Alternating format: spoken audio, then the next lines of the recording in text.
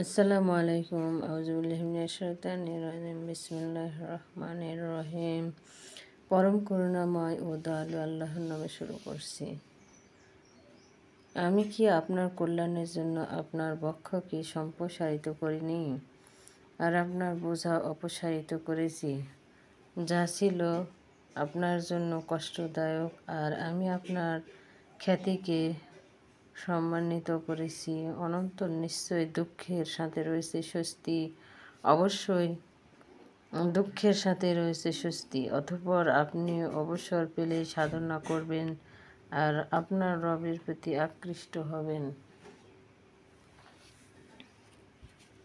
সূরা দোহা।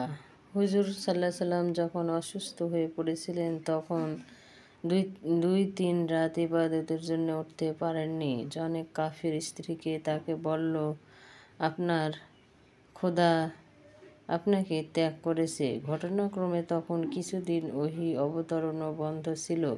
কাফেরেরা বলতে লাগল, মুহাম্মাদের খোদা মুহাম্মাদকে ত্যাগ করেছে। এই প্রসঙ্গে এই সূরাটি অবতীর্ণ হয়েছে।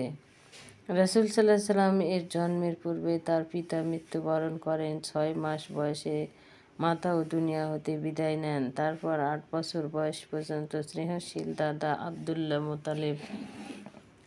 মুত্তালিবের অভিভাবক হিসেবে প্রতিপালিত হতে থাকেন।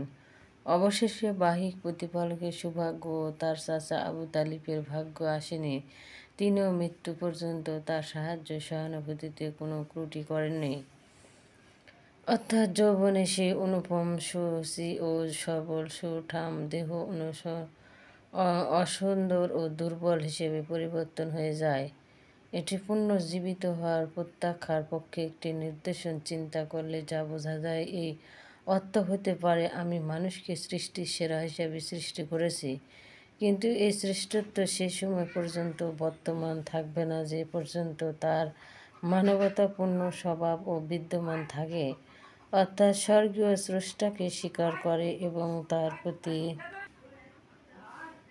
তার প্রতি আনুগত্য বজায় রাখা। কিন্তু স্বর্গীয় স্রষ্টা ও পালনকর্তার ব্যাপারে কুফরীর পন্থা অবলম্বন করলে পশু অপেক্ষা অধঃপতিত হয়ে জাহান্নামের ইন্ধন হবে। অবশ্যই যারা স্বভাব চরিত্রে শ্রেষ্ঠত্ব বজায় রাখতে যত্নবান হয় এবং সৎকর্ম পরায়ণ হয়, তারাই যথাযথভাবে সৃষ্টির সেরা জাতি হিসেবে থাকবে।